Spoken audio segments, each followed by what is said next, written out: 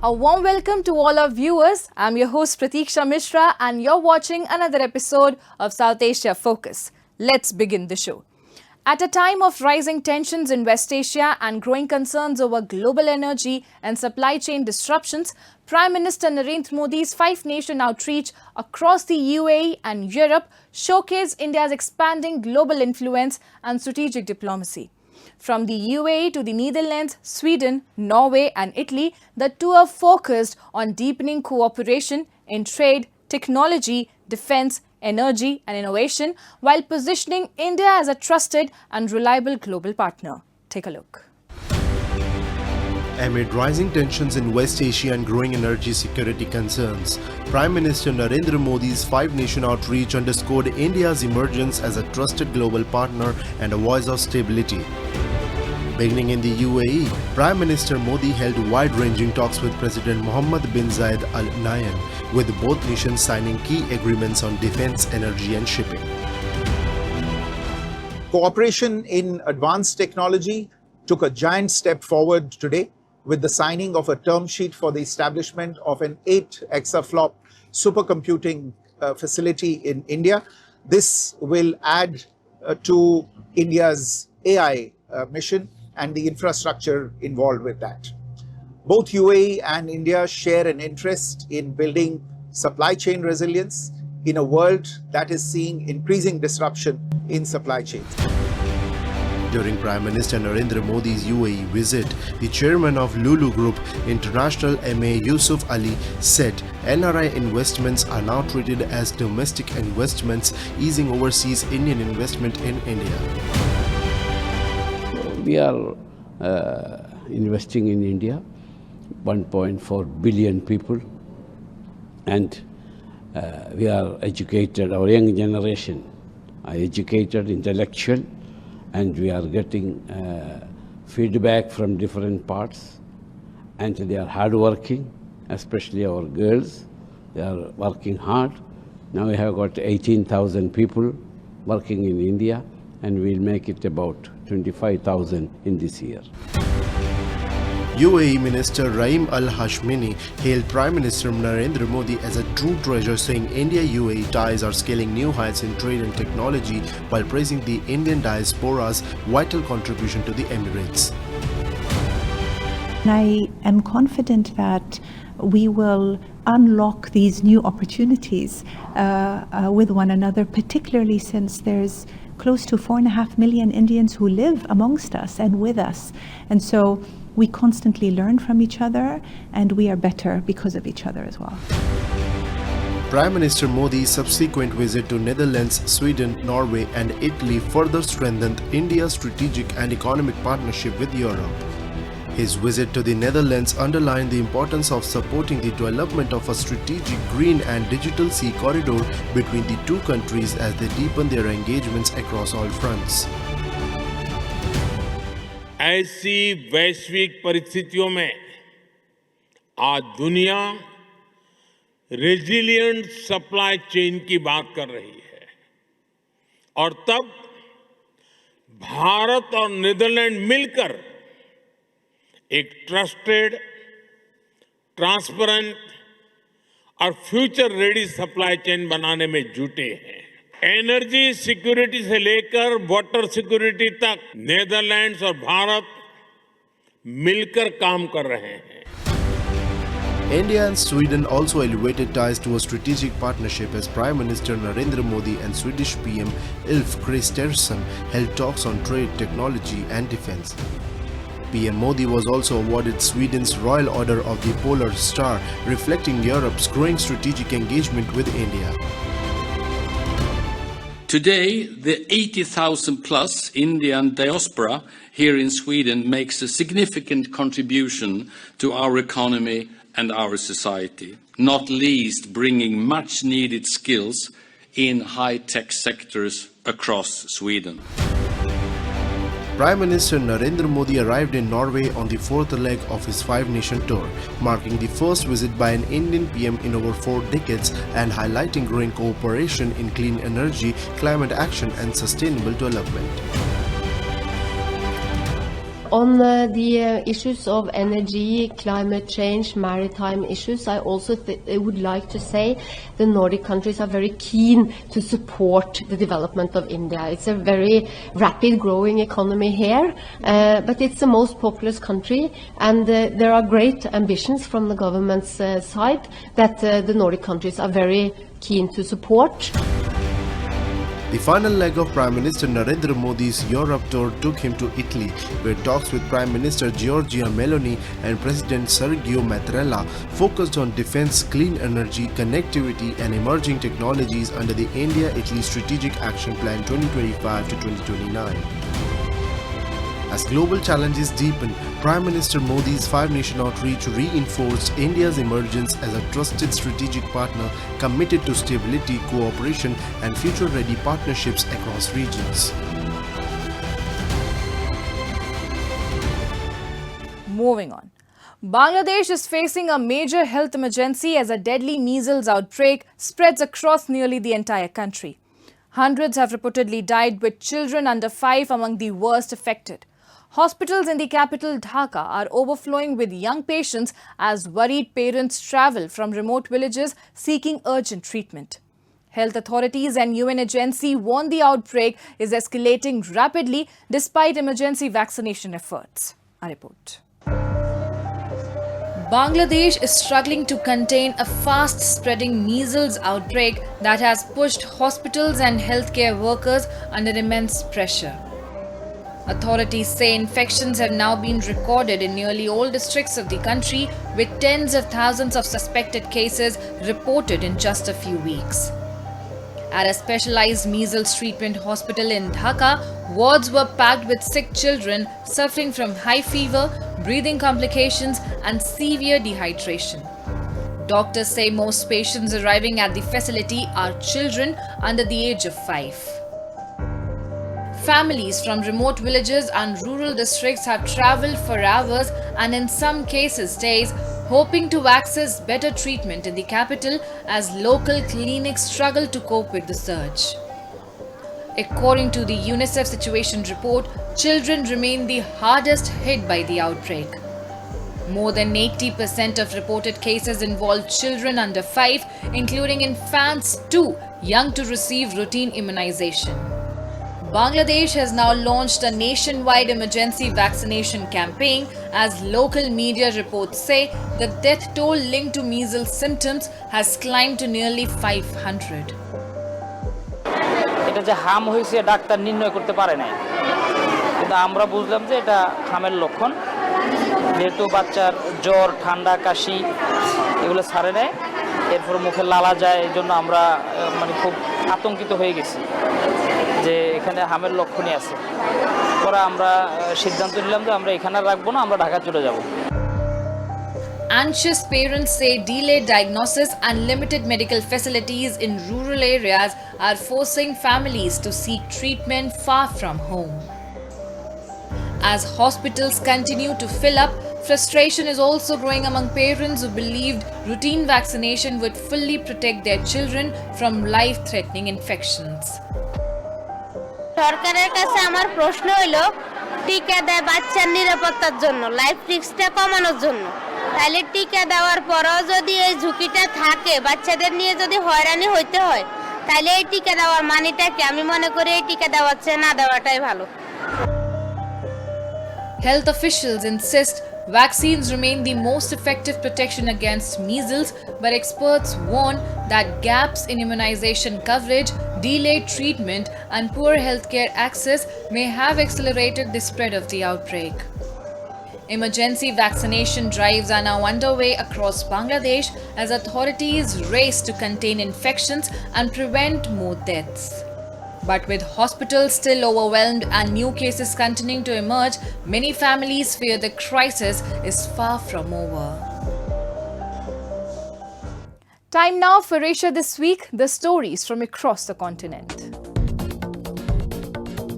Renowned Nepali Sherpa guide Kaminita Sherpa climbed Mount Everest for the 32nd time, breaking his own record set the previous year.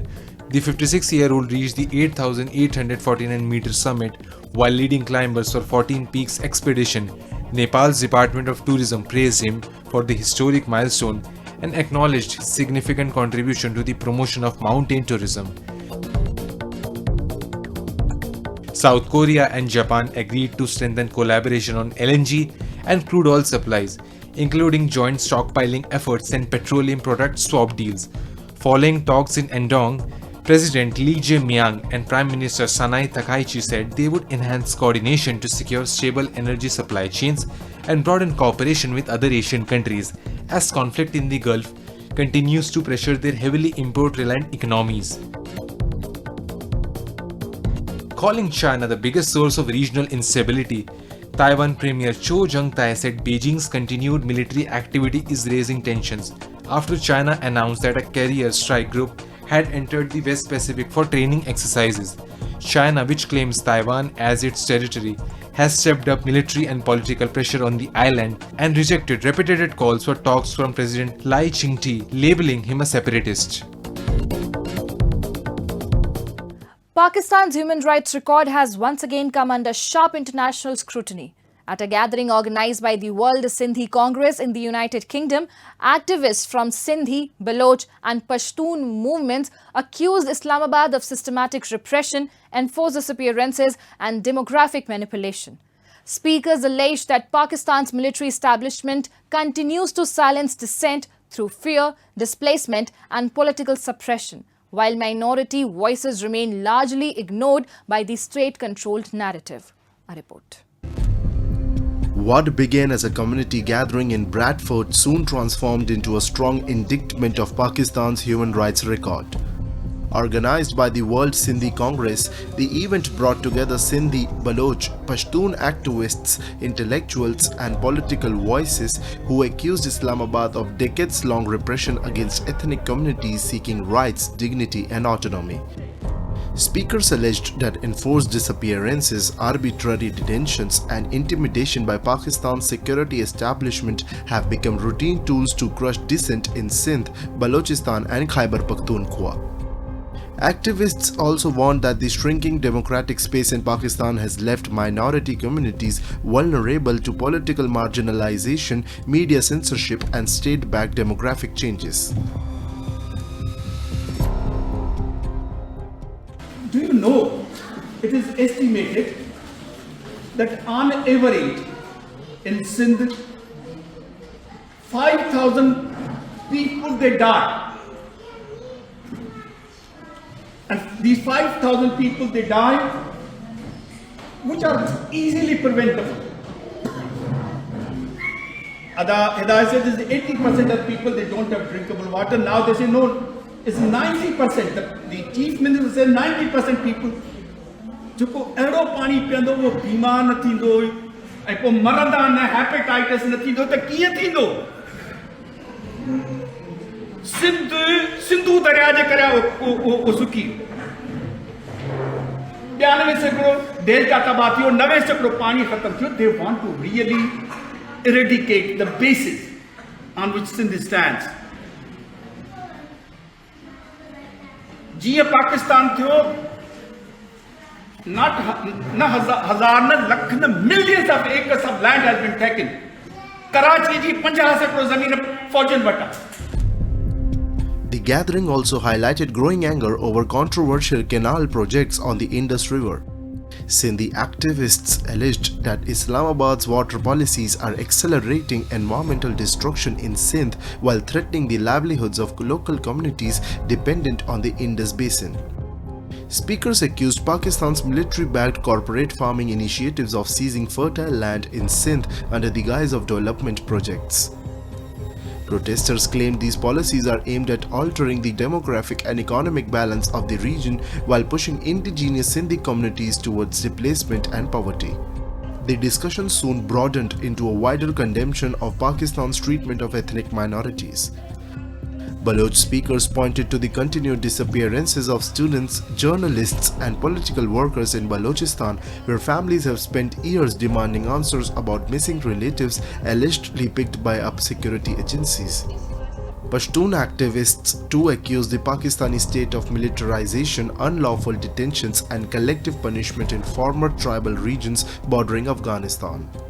Many claimed entire communities continue to suffer from conflict, displacement, and surveillance in the name of counter-terrorism operations. Human rights organizations have repeatedly raised concerns over Pakistan's record of enforced disappearances, extrajudicial killings, and restrictions on free speech. इस सरजमीन की बका और हुर्मत के लिए बेशुमार गुमनाम कारकुनों और सियासी कारकुनान ने अपनी कौमी तशक्कुस के लिए कुर्बानियां दी हैं और हमें फख्र है कि कुर्बानियों का सिलसिला आज भी जारी है। आज जब हम हीरोज एब्सेंट की बात करते हैं तो हमें ये याद रखना होगा कि हीरो सिर्फ वो नहीं होते जिनकी तस्वीरें दीवारों पर आवेज़ां हों। हीरो वो भी होते हैं जो अकुबत खानों में गुम हो जाते हैं, जो जलावतनी की जिंदगी गुजारते हैं। आप सब जलावतन हीरोज हैं जो अपने लोगों के हुकूक के लिए खामोशी से कुर्बान होते हैं। The event concluded with calls for greater international attention towards the plight of Sindhi, Baloch, and Pashtun communities inside Pakistan. Protesters urged global human rights bodies to investigate allegations of enforced disappearances, resource exploitation, and suppression of political voices. For many at the gathering, the issue was no longer confined to regional politics. Instead, they described it as a larger struggle for identity, survival, and fundamental human rights under what they called Pakistan's deeply militarized state structure. A single accident can change a person's life forever. For millions of differently abled people, this is a daily reality. But now, technology is changing lives. In India's Hyderabad city, a company is building affordable bionic arms that are helping people regain not just movement but also confidence, dignity, and independence. Take a look. Meet 24-year-old Vamsi from Hyderabad. A few years ago, a tragic accident changed his life forever, costing him one of his hands. But today, Vamsi is living life with renewed confidence and independence. With the help of a bionic arm, he can now handle everyday tasks with ease, from working in the office to managing daily life on his own. What makes his journey even more inspiring is that he now works with the very company that helped him rebuild his life and confidence. నేను 2017లో electric వల్ల కోల్పోయాను. అన్ని కోల్పోయిన తర్వాత నేను Kalam Bionic hand choose చేసుకున్నాను. And 2.5 ఇయర్స్గా use చేస్తున్నాను. హ్యాండ్తో డైలీ యాక్టివిటీస్ అన్నీ చేయగలుగుతున్నాను. Daily morning office time typing, writing, home vegetable cutting, bike driving, anything. The mission of restoring confidence and independence to people like Vamsi is being led by Makers Hive in Hyderabad's high-tech city, a place where technology is not just created but lives are transformed.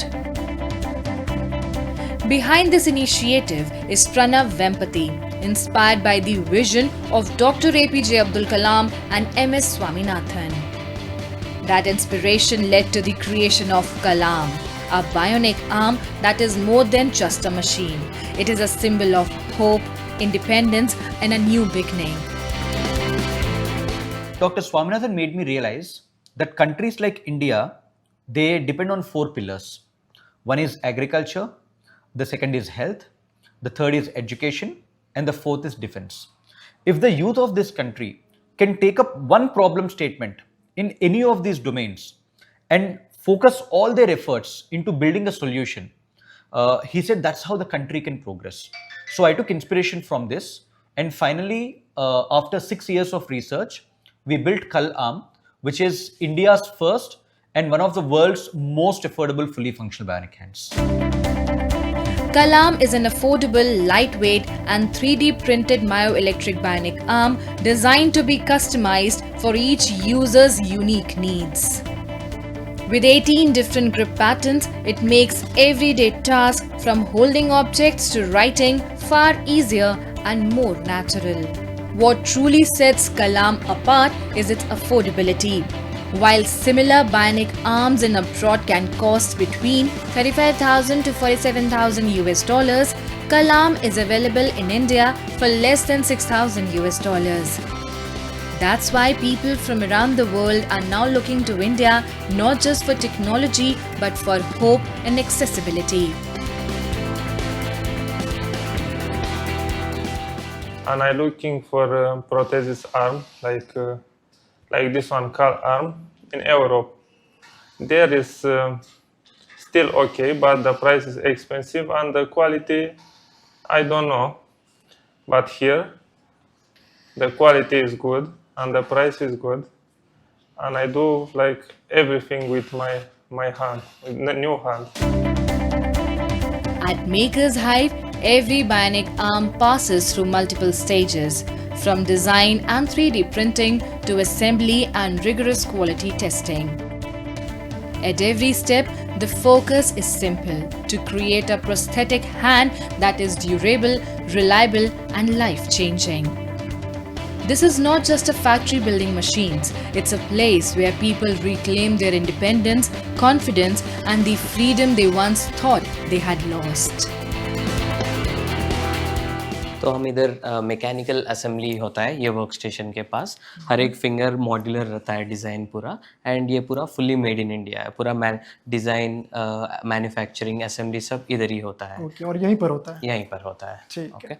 और इधर electronics assembly होता है। अभी बहुत कम companies है जो India में design करके इधर मैन्युफैक्चर करते हैं। ये डिवाइस का जो इलेक्ट्रॉनिक्स भी है इधर ही मैन्युफैक्चर होता है। तो इधर टेस्टिंग होता है जो असेंबली करते हैं वो डिवाइस का, और हर एक जो इलेक्ट्रॉनिक्स है मैकेनिकल है वो सब जिग्स में, ऑटोमेटेड जिग्स में टेस्टिंग होता है। ये आप देख सकते हो एक डिवाइस है जिसका अभी फीचर्स चेक कर रहे हैं, डिफरेंट टाइप्स ऑफ ग्रिप्स, मतलब फिंगर मूवमेंट्स कैसा होता है उसका टेस्टिंग चल रहा है यहाँ पे। From restoring movement to rebuilding confidence, Hyderabad's bionic arm innovation is proving that technology is not just changing machines, it is changing lives, giving thousands a new sense of hope and independence. When technology meets humanity, disability no longer becomes a limitation. And with that, we come to the end of this week's episode. See you next week. Till then, goodbye and take care.